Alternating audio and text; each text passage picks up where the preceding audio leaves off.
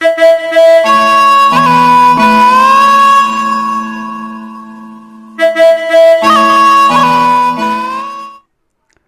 Friends, मैं अनुराग एक बार फिर से आप लोगों का स्वागत करता हूं आपके अपने YouTube channel Earth academy with Anurag में। जैसा कि मैंने बताया था कि कल फिर मैं करंट अफेयर का न्यू अपडेट लेकर के आऊँगा। देखते हैं, ये अर्थ एकेडमी विद अनुराग मेरे चैनल का नाम है और आज हम लोग करंट अफेयर्स पढ़ने वाले हैं। Important question by Anurag sir, ठीक है। 26 जुलाई 2021 का आज हम लोग करंट अफेयर देखेंगे। हो सकता है आप लोगों को ये वीडियो थोड़ा सा लेट मिले, तो प्लीज़ डोंट माइंड, थोड़ा सा समझते हैं। पहला क्वेश्चन देखते हैं क्या है। पहला क्वेश्चन क्या है? पहला क्वेश्चन ये है कि भारत सरकार ने हाल ही में किस कंपनी में अपनी हिस्सेदारी बेचने का फैसला किया है? तो भारत सरकार ने हाल ही में कौन सी ऐसी कंपनी है जिसमें अपनी हिस्सेदारी बेचने का फैसला किया है? तो आप जज करिए कौन सा क्वेश्चन आंसर हो सकता है इसका। मैं इसका आंसर टिक करता हूँ।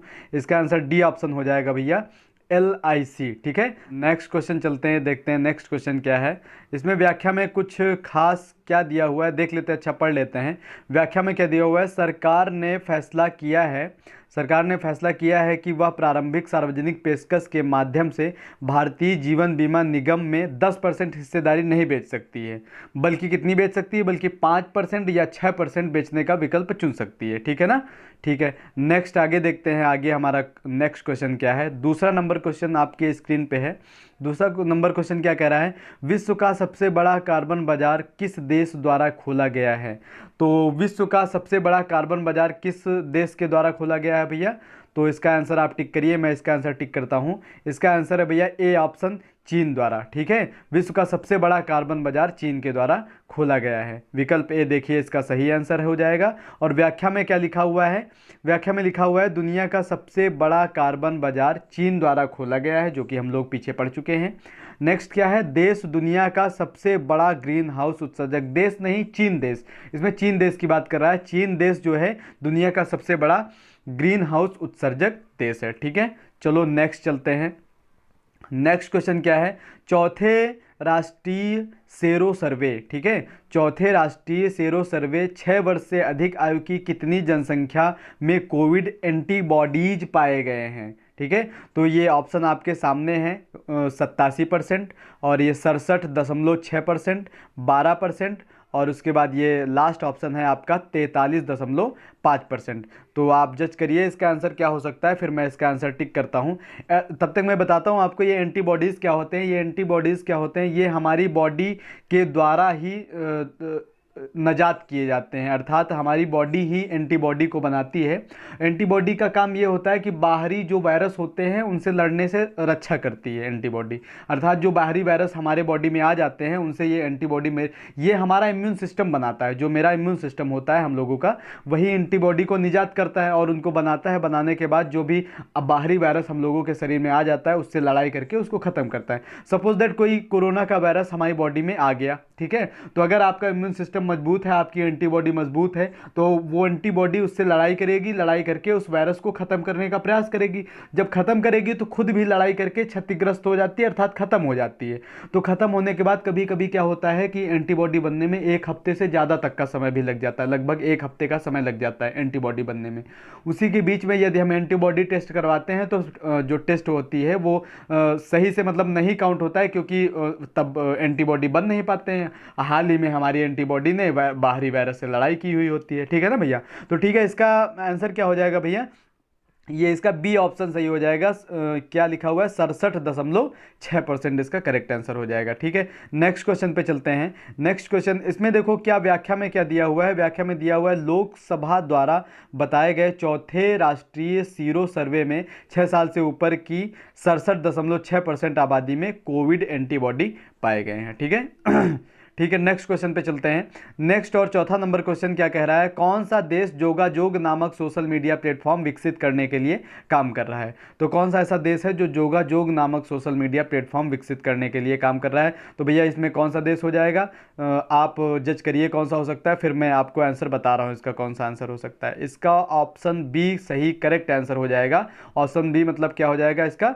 बांग्लादेश, ठीक है। इसका बांग्लादेश आपका आंसर सही हो जाएगा। देखते हैं व्याख्या में क्या कुछ कुछ लिखा हुआ है क्या, व्याख्या में लिखा हुआ है, देखो व्याख्या में लिखा हुआ है, बांग्लादेश सरकार फेसबुक के विकल्प के रूप में जोगाजोग नाम का एक सोशल मीडिया प्लेटफॉर्म विकसित करने के लिए काम कर रही है। ठीक है ना, बांग्लादेश सरकार फेसबुक के विकल्प में, ये जो जोगाजोग कार्यक्रम है ये फेसबुक के विकल्प में जोगाजोग नाम का एक सोशल, अर्थात ये जोगाजोग नाम का जो, ये जोगाजोग नाम का ये आपका प्लेटफॉर्म है, सोशल मीडिया प्लेटफॉर्म है, ये फेसबुक के विकल्प में, ठीक है ना, बांग्लादेश सरकार फेसबुक के विकल्प में जोगाजोग नाम का एक सोशल मीडिया प्लेटफॉर्म विकसित करने के लिए काम कर रही है। ठीक है, अब ये भी आ सकता है ये जोगाजोग नाम का जो कार्यक्रम है किस प्लेटफॉर्म से रिलेटेड है, तो फेसबुक के विकल्प में ये रिलेटेड है। ठीक है ना भैया, ठीक है, नेक्स्ट आप चलते हैं, हम नेक्स्ट क्वेश्चन की ओर चलते हैं। नेक्स्ट क्या कह रहा है, मीराबाई चानू ने 2020 टोक्यो खेलों में महिला 49 किलोग्राम वर्ग में कौन सा पदक जीता है।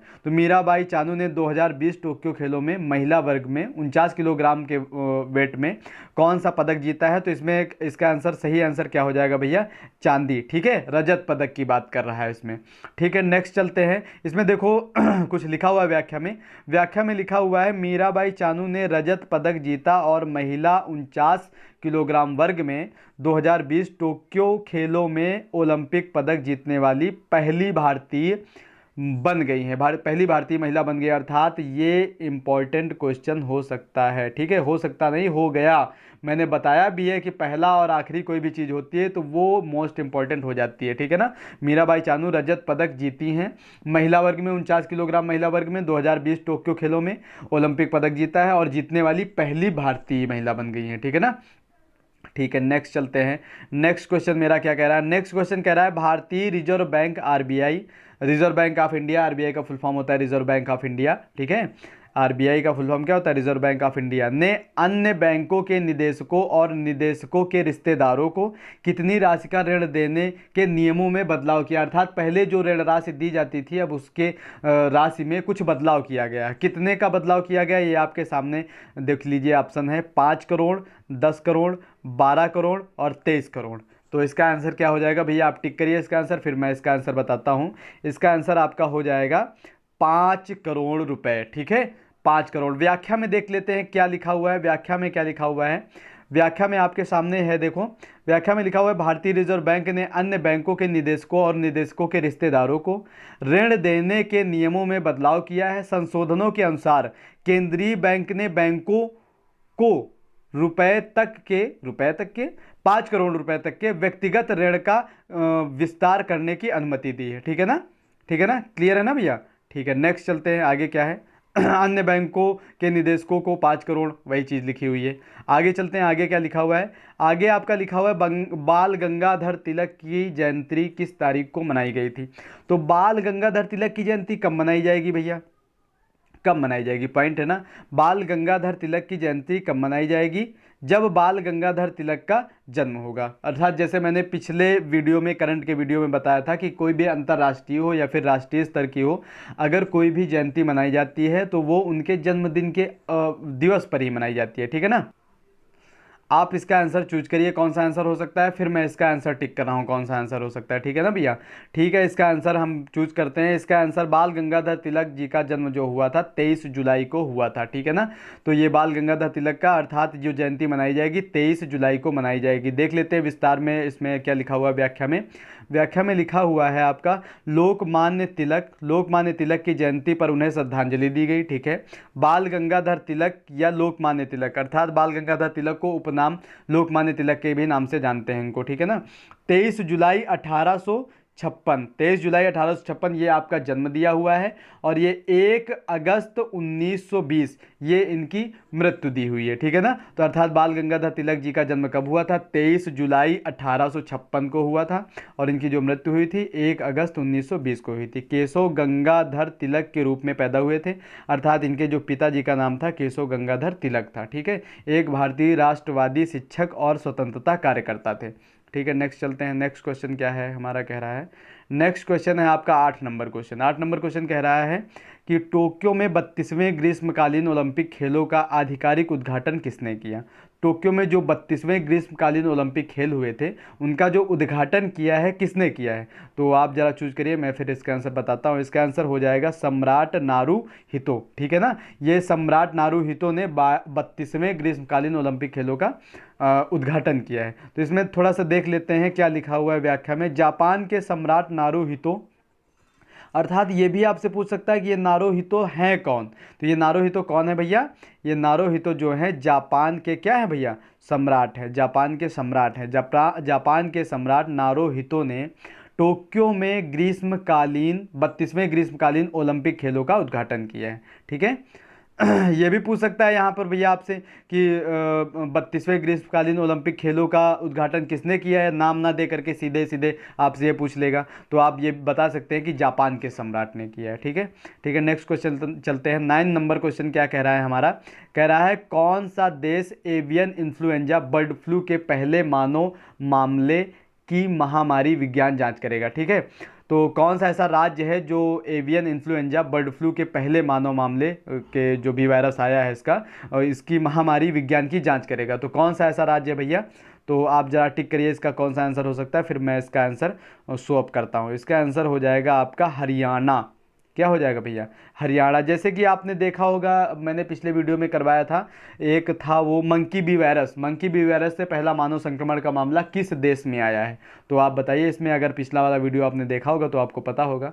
तो उसका आंसर क्या हो जाएगा भैया, चीन हो जाएगा, ठीक है ना। इसके देख लीजिए इसमें क्या लिखा हुआ है व्याख्या में लिखा हुआ है हरियाणा की IDSP राष्ट्रीय निगरानी इकाई एवियन इन्फ्लुएंजा बर्ड फ्लू के पहले मानव मामले की महामारी विज्ञान जांच करेगी, ठीक है। वही चीज़ लिखी हुई है जो हम लोग पीछे पढ़ते हैं। नेक्स्ट और लास्ट क्वेश्चन आपका है, नेक्स्ट और लास्ट क्वेश्चन क्या है, 20 देशों का समूह किस देश में नेपल्स में बातचीत कर रहा है।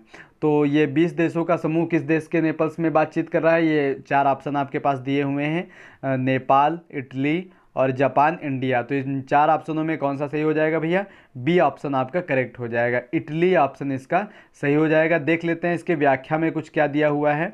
व्याख्या में आपका दिया हुआ है 22 और 23 जुलाई 2021 को रूस और 22 और 23 जुलाई 2021 को रूस में संयुक्त राज्य अमेरिका में जंगल की आग, ये देखो जंगल की आग से एक क्वेश्चन आता है भैया आपका कि जंगल की आग किस पौधे को कहा जाता है। तो जंगल की आग अगर आपको पता होगा तो पता होगा, नहीं मैं बता रहा हूँ, जंगल की आग ढाक के पौधे को कहा जाता है, ठीक है।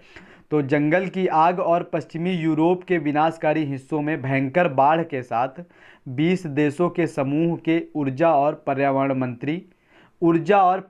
मंत्री इटली के नेपल्स में बातचीत कर रहे हैं, ठीक है ना। तो ठीक है, आज का सेशन आपका कंप्लीट होता है करंट अफेयर्स का, और मिलते हैं एक नए वीडियो के साथ करंट अफेयर के। तब तक के लिए जय हिंद, जय भारत।